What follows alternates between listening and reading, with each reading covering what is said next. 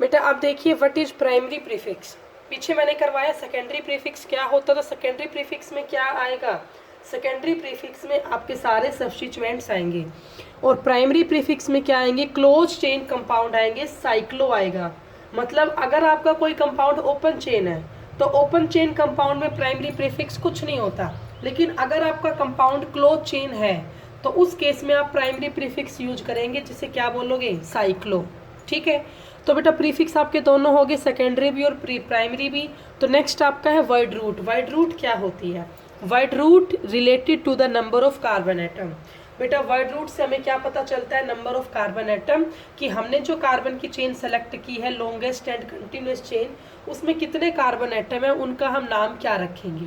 सो बेटा अगर मान लो हमारा कार्बन एटम 1 है कार्बन की चेन में, तो उसको हम बोलेंगे मिथ। अगर 2 है तो उसको हम कहेंगे इथ। अगर आपका 3 है तो उसको बोलेंगे प्रोप। 4 है तो उसे कहेंगे ब्यूट। 5 है तो हम बोलेंगे पेंट। 6 है तो हैग्स। 7 है हेप्ट। 8 होगा ओक्ट। 9 होगा नोन। 10 होगा डेक। ठीक है बेटा, 1 है तो मिथ होगा, 2 में इथ होगा, 3 में प्रोप होगा, 4 में ब्यूट, 5 होगा पेंट, 6 होगा हैग्स, 7 होगा हेप्ट, 8 है ओक्ट, 9 है नोन और 10 है डेक। सो अब इसके बाद बेटा आगे देखो, प्रीफिक्स हमारा हो चुका है, अब है सफिक्स। तो बेटा सफिक्स भी दो तरह के होते हैं, एक होता है प्राइमरी सफिक्स और एक होता है सेकेंडरी सफिक्स। तो अब हमें ये करना है, प्राइमरी सफिक्स में क्या आता है, सेकेंडरी सफिक्स में क्या आता है। तो जितने भी आपके बेटा एल फंक्शन ग्रुप है वो आते हैं सेकेंडरी सफिक्स में, और अगर आपका कंपाउंड सैचुरेटेड है या अनसैचुरेटेड है, मीन्स एल्केन, एल्कीन और एल्काइन, ये आपके होते हैं प्राइमरी सफिक्स में। तो प्राइमरी सफिक्स में क्या आएगा, एल्केन, एल्कीन और एल्काइन। एल्केन के लिए आप एन यूज करोगे, एल्कीन के लिए ईन यूज करोगे और एल्काइन के लिए आइन यूज करोगे। आपको नेम लिखते टाइम ये यूज करना है बेटा, एल्केन के लिए एन, एल्कीन के लिए ईन और एल्काइन के लिए आइन। ठीक है, अब सेकेंडरी सफिक्स क्या होता है, what is the meaning of secondary suffix. तो बेटा सेकेंडरी सफिक्स में हम सारे क्या पढ़ते हैं, फंक्शनल ग्रुप। सेकेंडरी सफिक्स में हम सारे क्या करेंगे, फंक्शनल ग्रुप करेंगे। तो ऐसे आप देखो, पहला अल्कोहल, अल्कोहल की पहचान क्या होती है, OH, और अल्कोहल के सफिक्स में आप क्या यूज करोगे, OL, ओल। ये ध्यान रखना पड़ेगा बेटा आपको, अल्कोहल है OH और अल्कोहल का सफिक्स आप क्या यूज करेंगे, OL। नेक्स्ट है एल्डिहाइड, एल्डिहाइड की पहचान क्या होती है, CHO।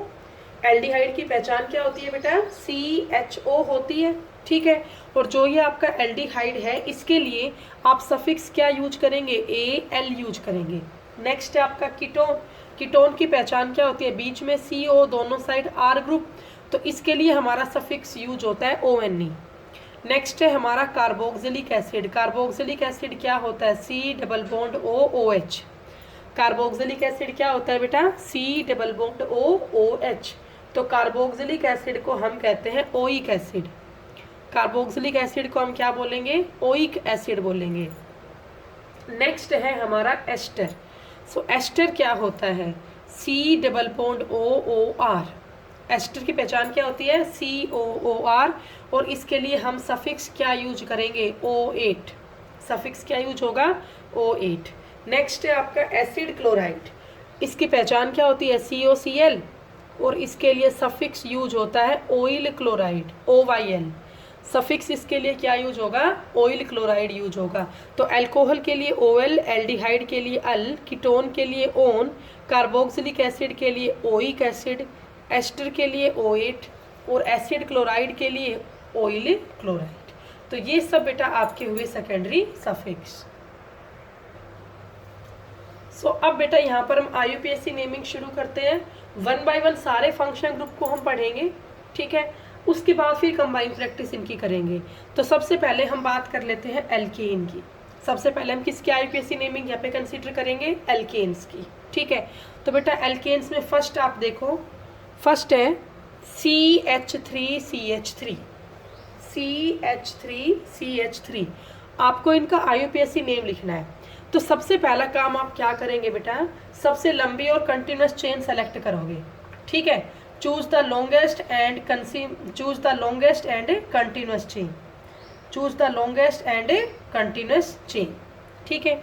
सो बेटा यहाँ आप देखो सबसे लंबी और कंटिन्यूस चेन आपकी 2 ही कार्बन की है। ध्यान से देखिए CH3 है 1 2, तो इसका नाम हुआ 2 कार्बन है तो इथ, और बॉन्ड सिंगल है तो एन, इथ एन, इथ एन। सेकेंड आप देखिए CH3 अब यहाँ पर कितने कार्बन है 1 2 3, 3 कार्बन को आप क्या बोलेंगे प्रोप, और बिटवीन कार्बन सिंगल बॉन्ड है तो क्या होगा एन, तो इसका नाम पड़ा प्रोपेन, इसका नाम क्या होगा प्रोपेन होगा। नेक्स्ट आपका है CH3 यहाँ पर कितने कार्बन है बेटा 1 2 3 4, 4 कार्बन है तो 4 कार्बन को आप क्या बोलेंगे ब्यूटेन। आपने नंबरिंग की सबसे लंबी चेन की। अब यहाँ पर कोई प्रीफिक्स था नहीं था, तो सिर्फ डायरेक्ट यहाँ वर्ड रूट पे आए। वर्ड रूट में कितने कार्बन है 4 कार्बन है तो ब्यूट, और बॉन्ड सिंगल है तो क्या लिखोगे प्राइमरी सफिक्स में एन, और सेकेंडरी सफिक्स अभी यहाँ पर कुछ है ही नहीं। ठीक है, इसके बाद आप देखिए बेटा नेक्स्ट आपका एग्जाम्पल है CH3 CHCl CH2 CH3। तो इसको आप ध्यान से देखिए बेटा, यहाँ पर जो ये Cl है वो किसका काम कर रहा है सब्स्टिट्यूएंट का काम कर रहा है। तो मैंने आपको ये कहा था बेटा सबसे लंबी चेन सेलेक्ट करना, सबसे लंबी चेन आप सेलेक्ट करेंगे कार्बन की, और साथ में नंबरिंग उस तरफ से करना जहाँ से सब्स्टिट्यूएंट्स को या फंक्शनल ग्रुप को कम से कम नंबरिंग मिले, कम से कम नंबरिंग मिले। तो इसका मतलब क्या है देखिए बेटा, यहाँ पर ये है 1 2 3 4, 4 कार्बन की चेन है। अगर मैं नंबरिंग कर रही हूँ यहाँ से 1 2 3 4, तो कार्बन नंबर 2 पे क्लोरो आ रहा है आपका सब्स्टिट्यूएंट्स, और अगर मैं यहाँ से नंबरिंग करती तो 1 2 3 4 क्लोरो आपका कार्बन नंबर 3 पे आता, क्लोरो आपका कार्बन नंबर 3 पे आता। यहाँ से नंबरिंग करने पर क्लोरो 2 पे आ रहा है, यहाँ से नंबरिंग करने पर क्लोरो 3 पे आ रहा है। तो ज़्यादा बेटर वो होगा जहाँ से सब्स्टिट्यूएंट्स को कम से कम नंबरिंग मिले। तो कम से कम बेटा नंबरिंग किस साइड से मिली, यहाँ से मिली, क्योंकि यहाँ से क्लोरो 2 पे ही आ रहा है तो इसकी यही नंबरिंग ठीक है। अब बताओ आपका रूल क्या होता है नेम लिखने का।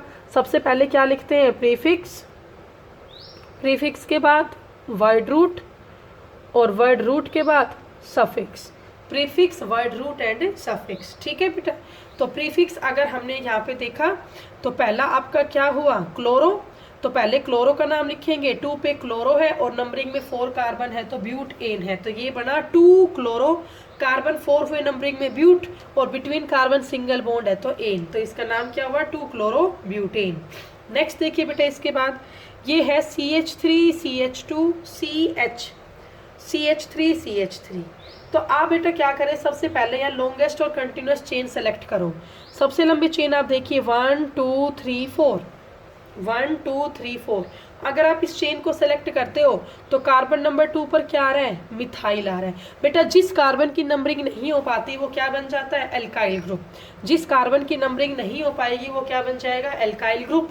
तो मिथाइल बन गया ये CH3, यूज होगा एज ए सब्स्टिट्यूएंट्स। तो पहले किसका नाम लिखते हैं प्रीफिक्स का, और प्रीफिक्स में क्या सब्स्टिट्यूएंट्स आते हैं। तो अब बताओ नंबरिंग अगर मैं यहाँ से करती तो 1 2 3 मिथाइल 3 पे आता, और यहाँ से कर रही हूँ तो 1 2 मिथाइल 2 पे आ रहा है, तो कौन सा ठीक है ये ठीक है।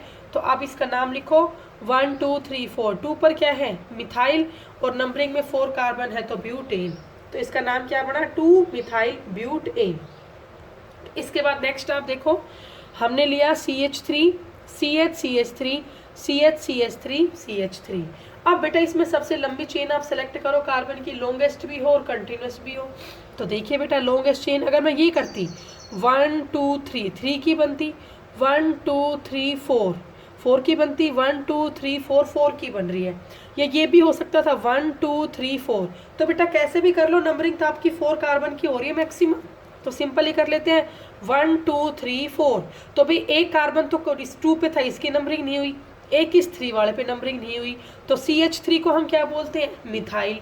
तो बेटा एक मिथाइल तो कार्बन नंबर 2 पे है और एक मिथाइल कार्बन नंबर 3 पे है, टोटल 2 मिथाइल यहाँ पे हो गए, तो इसका नाम क्या हुआ 2,3 डाई मिथाइल, 2,3 डाई मिथाइल, और नंबरिंग में 4 कार्बन है तो ब्यूट एन ये हुआ। नेक्स्ट आप देखिए इस कंपाउंड का नेम, इसमें नंबरिंग करते हैं तो 1 2 3 4, लॉन्गेस्ट चेन सेलेक्ट करो। बेटा दोनों साइड से बराबर आ रही है 1 2 3 4, 1 2 3 4। फिर मैंने यही सेलेक्ट क्यों की, मैंने इस साइड वाली क्यों नहीं की बेटा, समझो रीजन इसका। ये Br है ब्रोमो, ये एक सब्स्टिट्यूएंट्स है, और ये क्लोरो है Cl, ये भी एक सब्स्टिट्यूएंट है। तो कभी आपके पास ये हो सब्स्टिट्यूएंट एक से ज़्यादा हो, ठीक है, तो आप नंबरिंग उस तरफ से करें जहां से अल्फाबेटिकल ऑर्डर में सबसे कम नंबरिंग मिले। तो बेटा ब्रोमो भी सब्स्टिट्यूएंट है, क्लोरो भी सब्स्टिट्यूएंट है। ब्रोमो का जो बी है ओके वो अल्फाबेटिकली ऑर्डर में पहले आता है as compare to C of chloro. तो ज़्यादा बेटर नंबरिंग ये होगी 1 2 3 4, ना कि ये होगी। मतलब हमें 2 पे क्लोरो 3 पे ब्रोमो नहीं लाना। यहाँ पर तो ऑप्शन हमारे पास है कि ब्रोमो 2 पे आए और क्लोरो 3 पे आए, तो इसका नाम क्या बनेगा, 2 ब्रोमो 3 क्लोरो, नंबरिंग में 4 कार्बन है तो ब्यूट ए, ठीक है। और इसके बाद लास्ट आप देखिए CH3 CH CH3 CHCl CH3। अब इसमें भी लॉन्गेस्ट चेन सेलेक्ट करो, 1 2 3 4 1 2 3 4, 4 कार्बन की ही हो रही है। तो अब आप देखो कार्बन 2 पे ये Cl एक, तो ये सब्स्टिट्यूएंट है, और एक कार्बन 3 वाले CH3 की नंबरिंग हो नहीं पाई तो ये भी सब्स्टिट्यूएंट है। तो बेटा लंबी चेन है, सब्स्टिट्यूएंट्स आपके 2 और 3 पे आ रहे हैं, नंबरिंग में यहाँ से करती 1 2 3 4 तो भी 2 और 3 पे आते। फिर मैंने ये क्यों सेलेक्ट की, सेम पहले वाला एग्जाम्पल है, आपको फॉलो करना है अल्फाबेटिकल ऑर्डर को। तो क्लोरो 2 पे है और मिथाइल आपका 3 पे है, ठीक है। तो क्लोरो का C अल्फाबेट में पहले आता है as compare to M of methyl, तो इसका नाम क्या बनेगा, 2 पे क्लोरो है 3 पे मिथाइल है, 2 क्लोरो 3 मिथाइल, और नंबरिंग में 4 कार्बन है तो ब्यूटेन।